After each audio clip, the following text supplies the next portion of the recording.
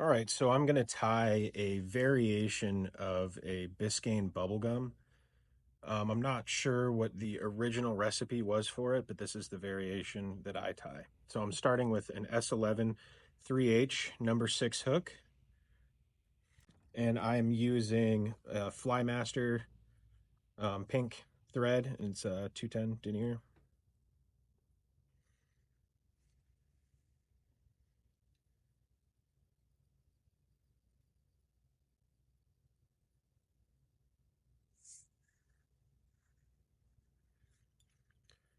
Going to run my thread base all the way back to just past the bend in the hook.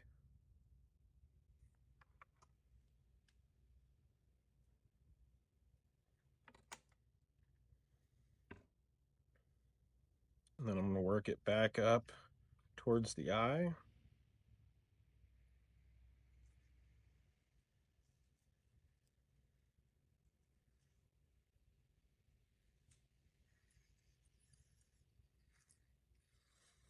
Now I'm going to be tying a weed guard into this, so I'm going to tie the eye back a little bit further than I normally would. I'm using the Wapsi painted lead eyes. This is orange, but just ignore that. I'm using pink. I just didn't have any extras in the back. So I'm going to tie the pink eye in, traditional X-wraps.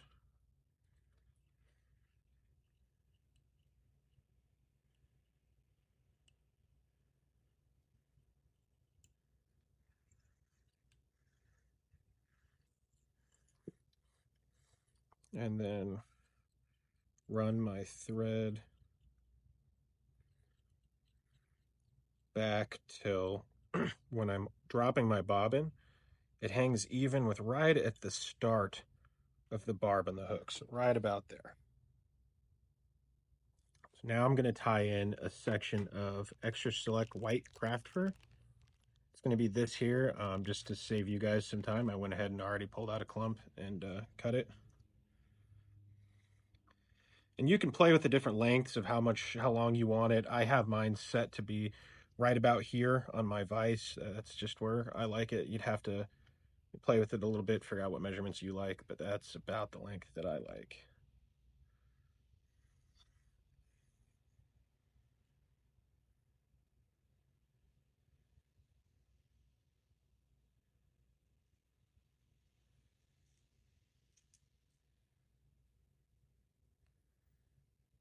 I'm going to tie it in working back towards the back of the hook here until I have it, my thread ending right where my thread wraps, my base wraps ended. Then I'm going to go ahead and take this excess that I have up here, and I'm going to cut it at an angle down like this. That's going to give the tag ends up here a little bit of a taper, and it's not going to have a giant bulge on the hook shank. So if I do that right, it should have a nice slope that goes back down to my hook shank, and I shouldn't have a giant bump there.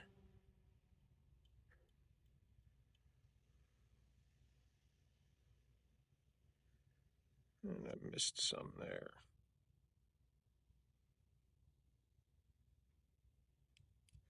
Cover that up. All right.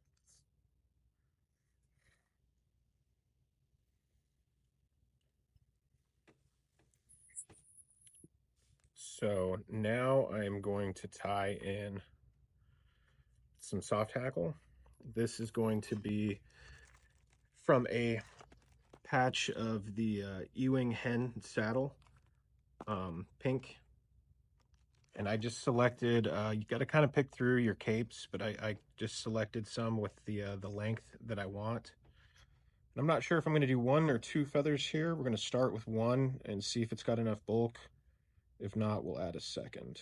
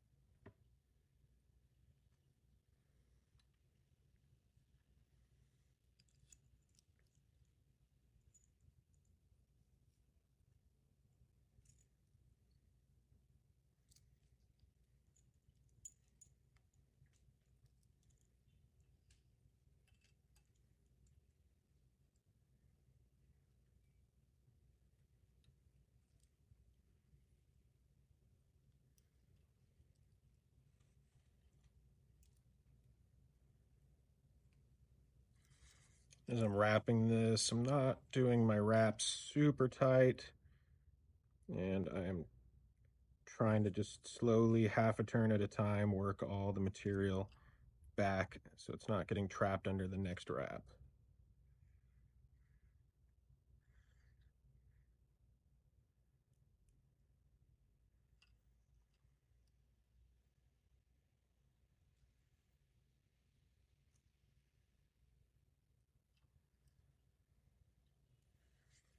All right, so I don't like the amount of bulk there, so I'm just going to go ahead and unwrap this. We're going to go with 2.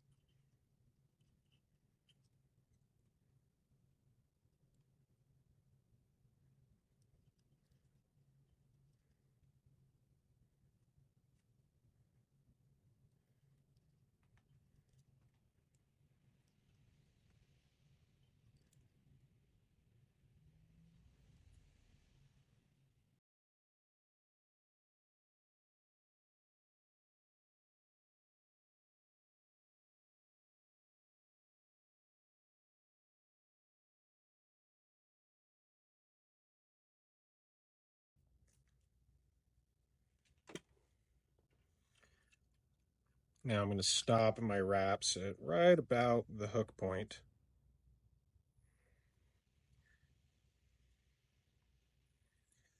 And I'm going to back wrap with my thread until I get to my hackle plier here, and then secure that soft hackle in there.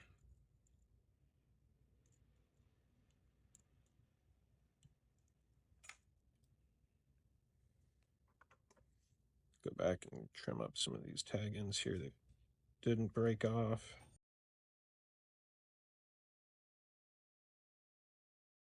All right, so after you tie in the soft hackle, we're going to start tying in our yarn sections, and we're going to be tying this in very similarly to how you would do a toad or a merkin body. The yarn that I'm using today is here from the shop. Dave Skok gets them for us. It's the Dave Skok vintage sparkle yarn, and this is in bubblegum and white.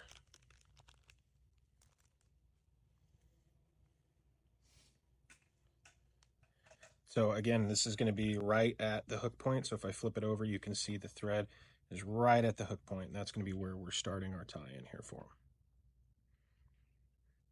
I'm going to do clumps of 2 pieces at a time.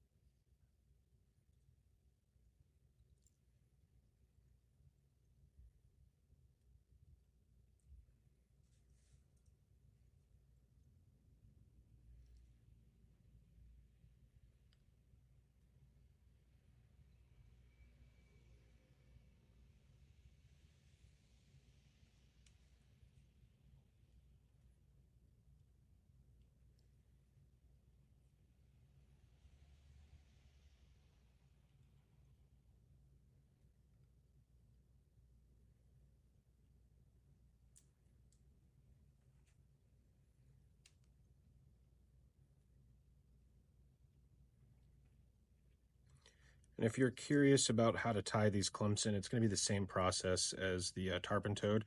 We have another video on the tarpon toad where we go a little bit more into depth into tying these clumps in.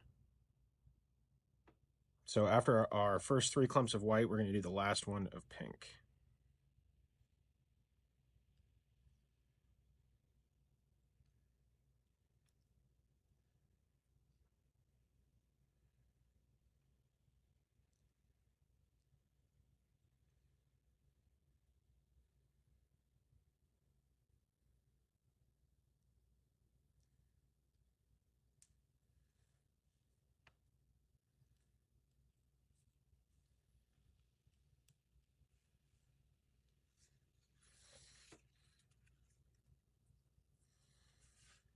All right, so generally speaking here, I'm going to do a quick whip finish right behind the eyes. Nothing crazy. It's not going to be the end all for your fly. This is just to tie it off to get your body trimmed and cut in straight, and then we're going to go in and tie the weed guard and finish off the fly.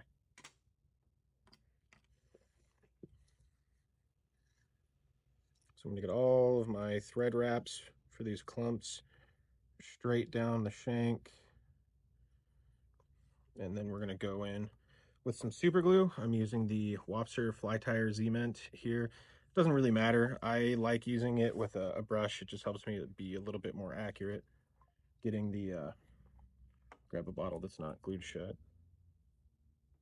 Just helps me be a little bit more accurate with where I'm putting the glue. And then we're just going to put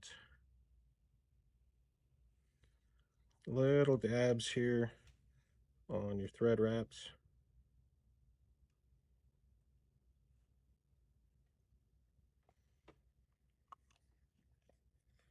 Now lick your thumb. It's going to keep your fly from sticking to your thumb.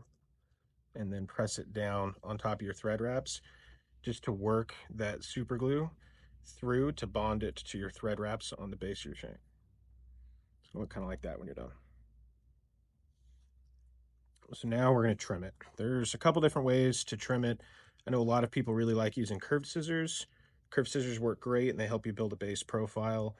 I'm having struggles finding a set of sharp curved scissors that I like, so I've just been using straight scissors. It may be a little bit more difficult to get a good curve with it, but it's just kind of what I'm working with at the moment.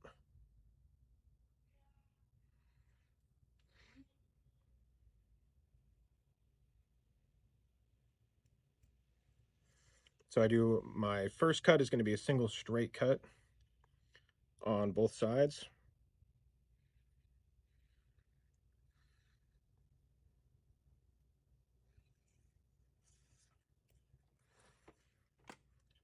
It's going to kind of look something like that.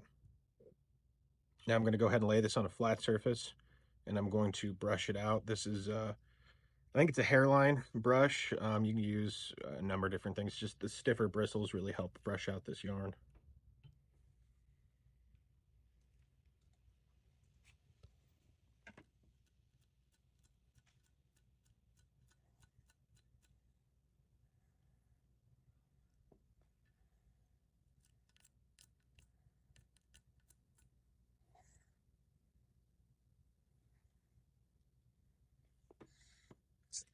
Kind of go to the corner to get this other part of it here.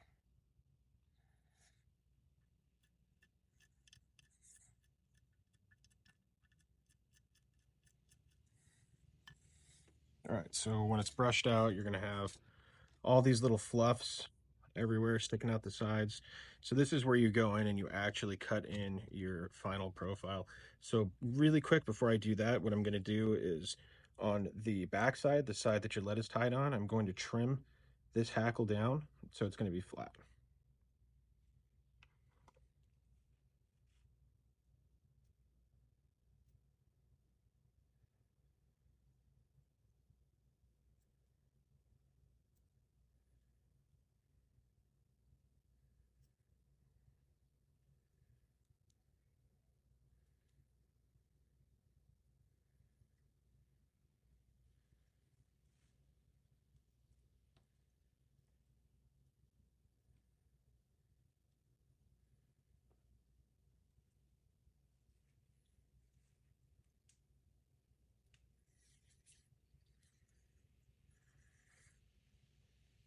So it ends up looking kind of like that here.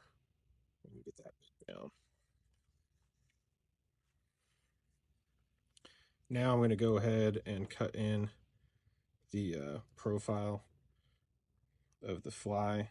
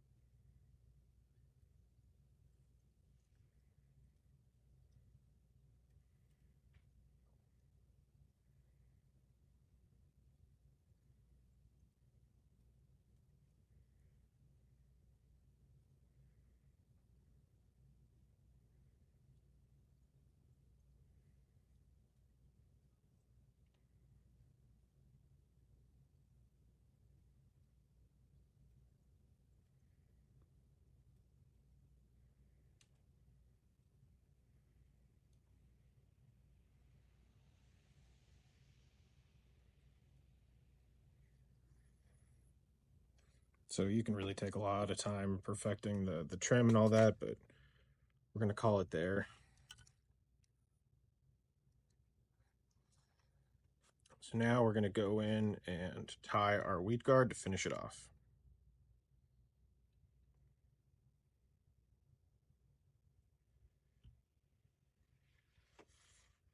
So I left this gap right here at the tip specifically for my weed guard. So what I'm going to use for the weed guard, you can't see it, it's worn off in here, but it's just an old spool of mason. When it's getting a little old to tie leaders with, or you're getting down towards the base of your spool where it gets really curly and annoying to work with, I tend to save that stuff for fly tying. The 16-pound makes really good weed guards for a single post weed guard. So I just chop off a section of it. And now I'm going to use a set of pliers to pinch just the very tip of it flat. There's not a whole lot in there. I don't even know if you're going to be able to see much of it on the camera, but just the tip of it. And that's going to keep it from pulling free here. So we're going to start our thread wraps back on this little section that I left blank for it.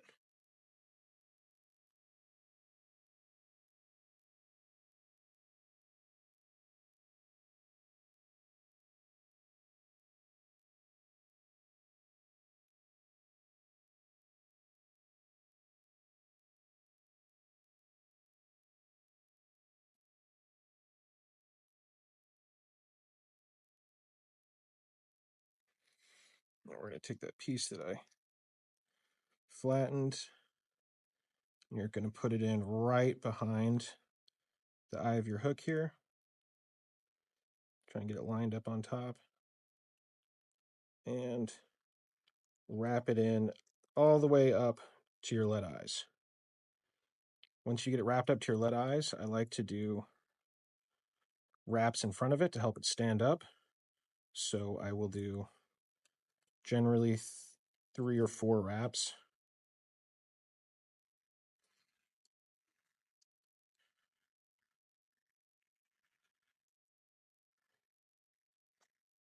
Which I'm going to do a couple more than that on this one. It's not wanting to stand up.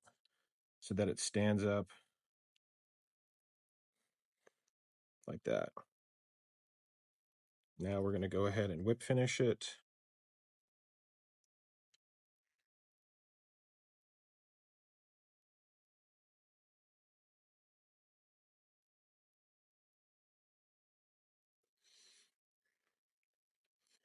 And I'm going to finish this fly off with some UV resin.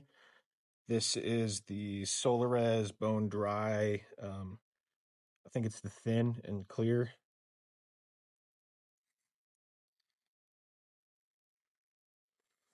I'm going to hold this post up and get the UV resin a little bit in behind it and on top of the thread wraps and my whip finish here. Look at the opposite side. Now hit it with a UV light to cure it. Make sure this is standing up straight and kind of where I want it here.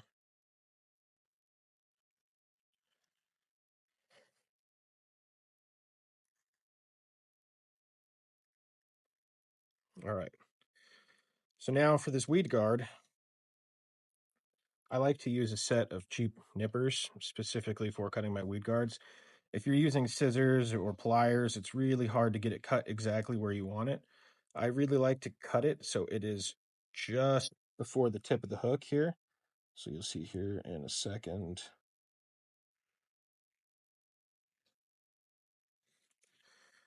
So when I chop it here,